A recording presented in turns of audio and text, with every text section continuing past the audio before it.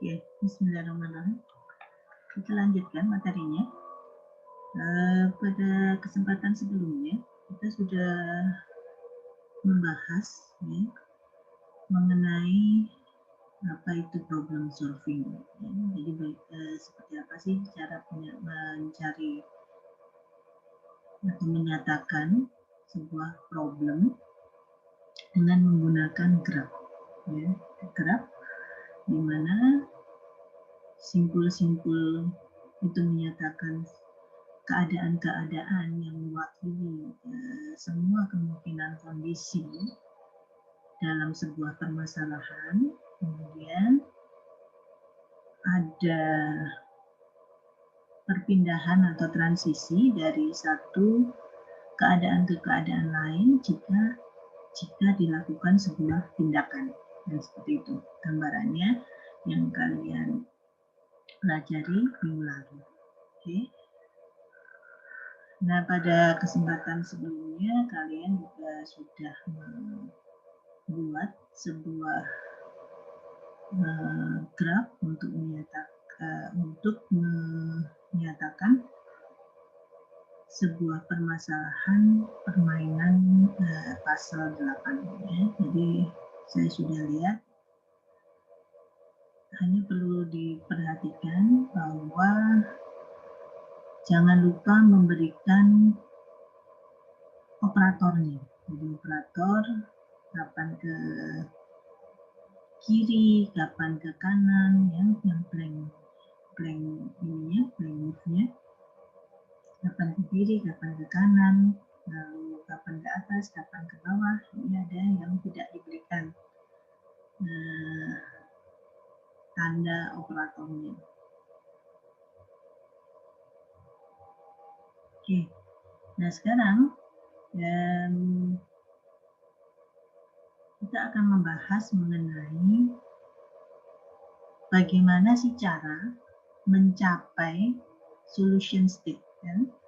Jadi pada saat penggambaran menggunakan digraf kemarin, itu tujuannya adalah kita mendapatkan atau kita menemukan sebuah jalur mulai dari kondisi mula-mula sampai ke sebuah kondisi yang disebut dengan solution condition atau kondisi akhir yang menjadi solusinya. Nah, itu memerlukan algoritma yang disebut dengan algoritma pencarian atau searching algorithm. Ya, dimana algoritma pencarian ini adalah sebuah algoritma untuk mendapatkan atau menelusuri, untuk menelusuri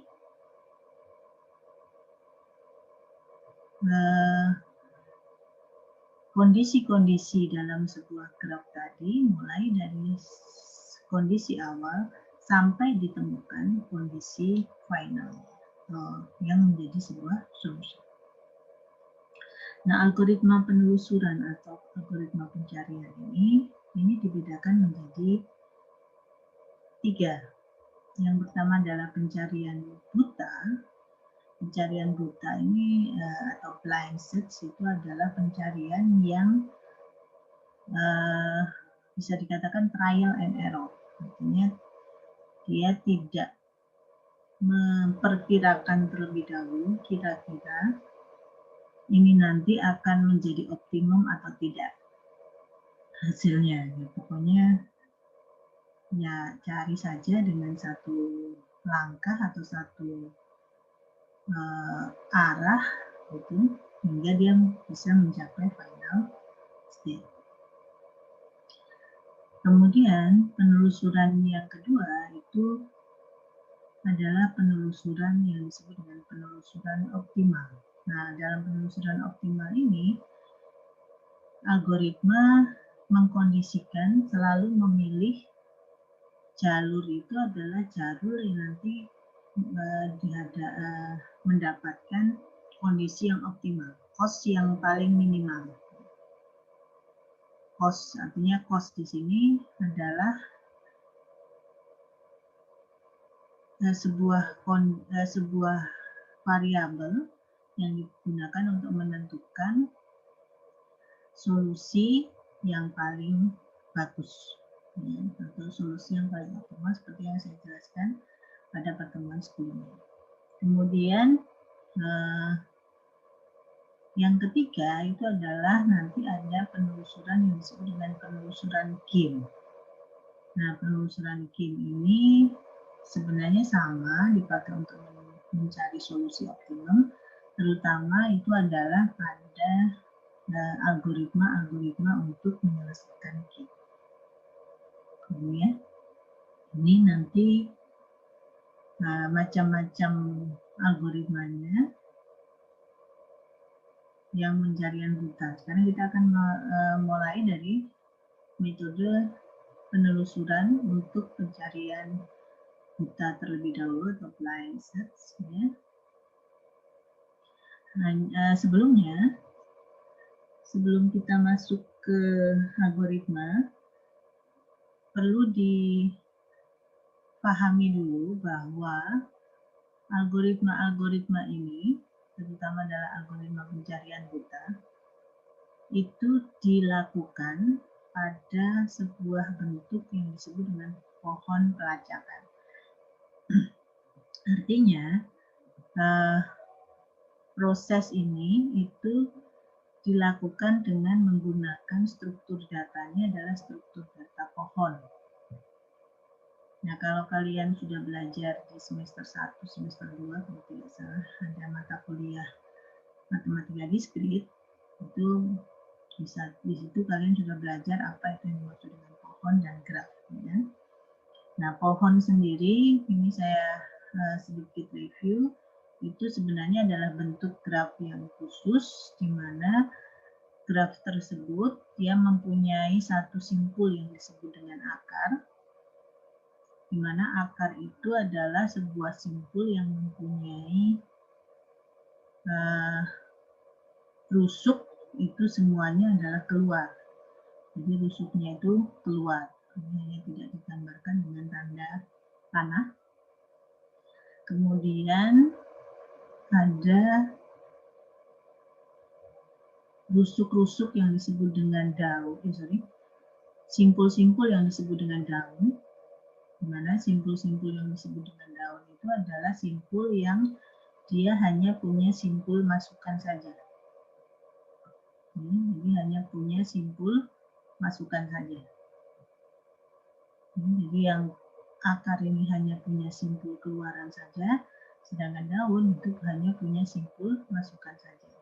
Dan simpul-simpul selain simpul akar dan simpul daun itu dia mempunyai simpul masukan dan simpul keluaran yang disebut dengan branch node atau internal node.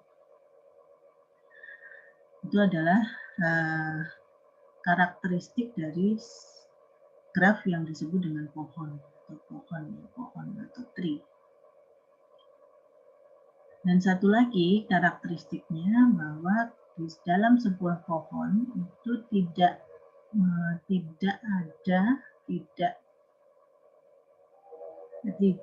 mempunyai siklus.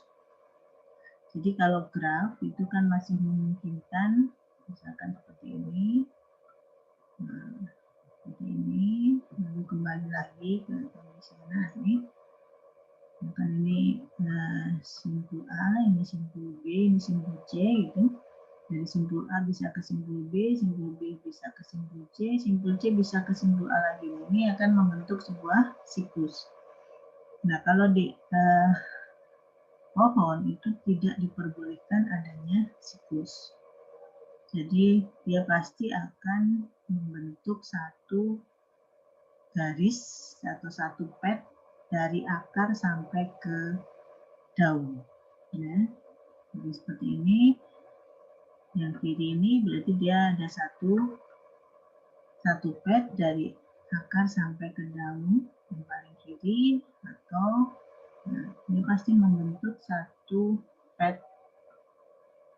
Jadi bisa ditarik sebuah satu pad mulai dari akar sampai dengan daun.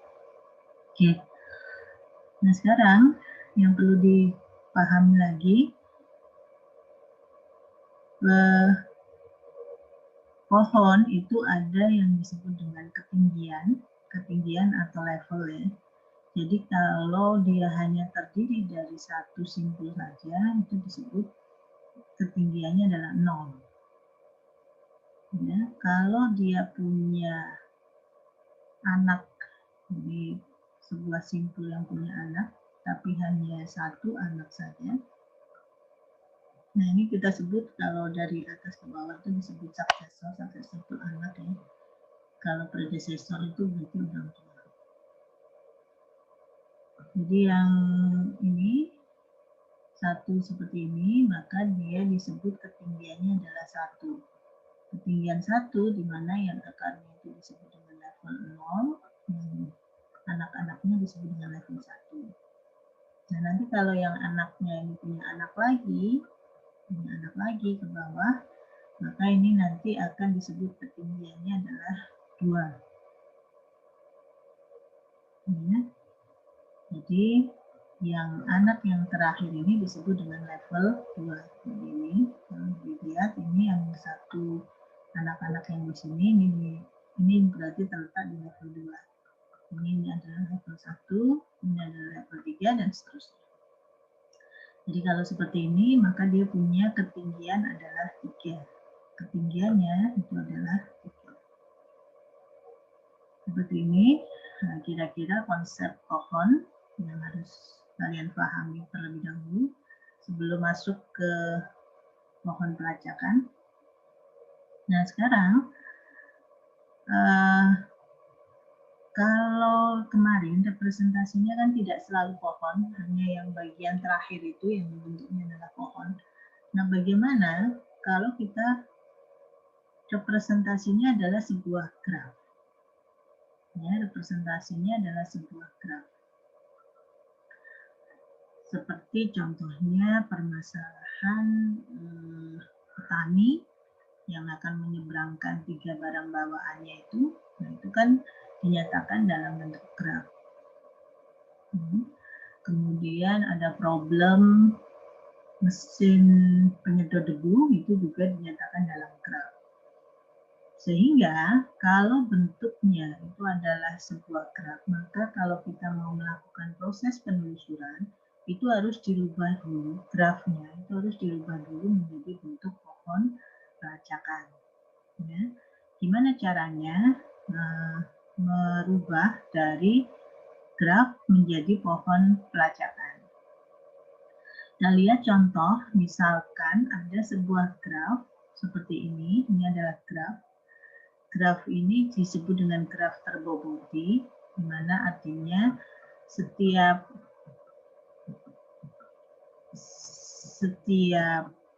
tusuknya ini mempunyai bobot. Bobot ini nanti menunjukkan ukuran, mewakili sebuah ukuran yang akan menyebabkan hasil penelusurannya itu bisa dinyatakan sebagai hasil penelusuran optimum atau tidak optimum. Jadi ada biaya gitu ya. Artinya kalau misalkan S ini adalah sebuah state awal, sedangkan Z-nya ini adalah final state, ya, maka jumlah rusuk yang jumlah rusuk dari pad yang dibentuk mulai dari state awal sampai ke final state itu akan menggambarkan sebuah biaya.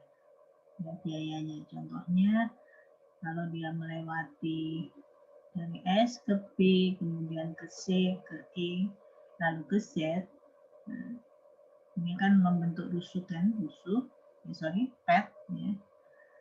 Pad ini adalah satu solution.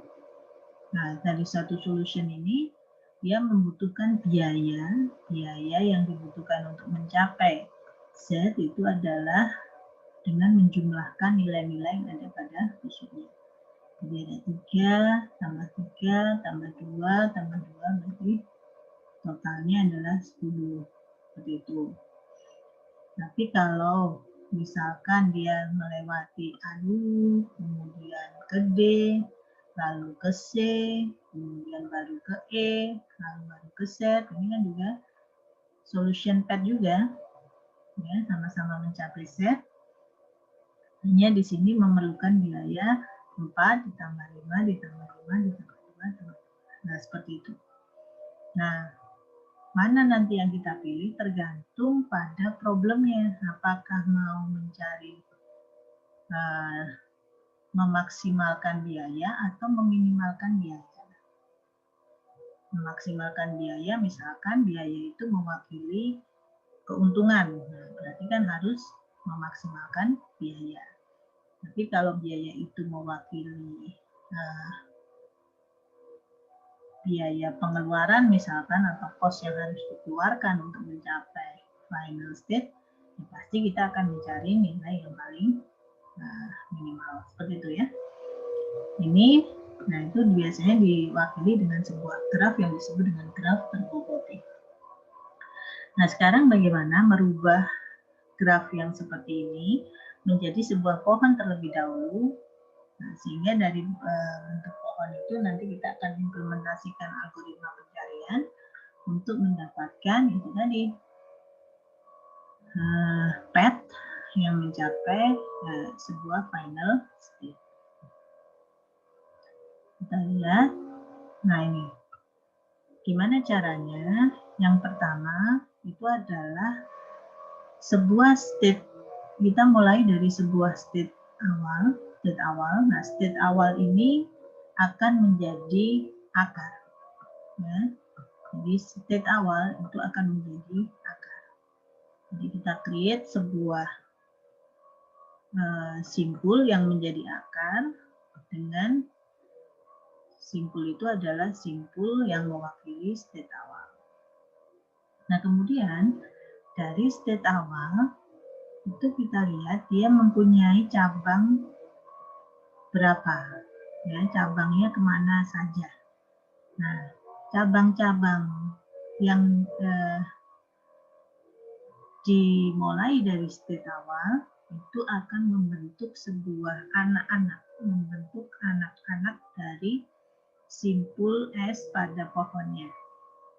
Ya, contohnya ini S ini dia mempunyai atau yang keluar dari S itu ada 2 cabang, yaitu ke A dan ke B. Maka kita membentuk anak dari S ya, yang dimulai dari yang mempunyai anak yaitu A dan B. Jadi, ya, kemudian kita cek apakah ini sudah semuanya sudah masuk, semua jadi kan di sini ada S, ada A, ada B, ada C, ada D sampai Z. Apakah di sini semua pohonnya sudah mengandung semua simpul? Kalau belum, maka kita akan mencari membentuk anak lagi dari A dengan cara yang sama, yaitu dengan melihat di sini. Nah, A ini punya berapa cabang? Nah, kalau melihat di sini, A ini dia punya 3 cabang, yaitu ke S, ke B, dan ke D. Nah, kita menyusun anak-anak dari A dengan memperhatikan, ya. Jadi tidak semua anak ini kita jadikan cabang ini kita jadikan anak. Kita harus melihat apakah ya, simpul-simpul ini itu ada di posisi atau merupakan apa? Kalau anak kebalikannya orang tua, ya, orang tua atau predesesornya dari A. Jadi kalau kita lihat di sini, A ini mempunyai predesesor atau orang tua yaitu S. Sehingga cabang dari A yang menuju S ini tidak perlu ditulis. Tidak perlu dipilih. Nah, karena di atas ini, di atasnya A, kita melihatnya itu satu jalur. Ini apa istilahnya? Satu jalur path. Nah, ini kan dia tidak ada B dan D, maka B dan D ini boleh dijadikan anak dari A. B dan D. Seperti itu. Dengan cara yang sama, kita lihat B. B di sini dia punya 3 cabang juga, yaitu S, kemudian A, dan C. Nah, kita lihat B ini dia punya predesesor apa? Oh, ternyata predesesornya kita lihat ke atas, dia punya predesesor adalah S. Maka yang S ini tidak perlu kita tambahkan sebagai anaknya. Jadi anaknya apa? Anaknya hanya 2, yaitu A dan C. A dan C. Oke. Oke. Kemudian kita lihat sekarang. Nah, semuanya setelah satu level ini selesai, kita sudah habis. A dan B sudah habis, kita berpindah ke level yang lebih tinggi lagi. Ini kan level 0, level 1, level 2. Kita lihat sekarang yang B. Nah, simpul yang ada di B, kembali kita cek. Sama kan di sini anaknya adalah S, anaknya. Cabangnya ada S, ada A, ada C. Nah, hanya kita lihat di pohon yang sudah dibentuk ini, B ini mempunyai orang tua atau predesesor yang di atasnya itu apa? Oh, ternyata dia predesesornya ada A, ada S. Maka kembali lagi yang S itu kemudian yang A itu tidak perlu dituliskan atau tidak boleh dijadikan anak. Sehingga yang dipilih menjadi anak hanya satu, yaitu C. Oke. Nah, kemudian kita ulang lagi D. Kita lihat D. D di sini dia punya 3 cabang, yaitu A, lalu C, ya, A, C, dan F. Kembali kita lihat, D ini punya predesesor apa? Predesesornya adalah A dan S. Maka A ini tidak boleh kita jadikan anak.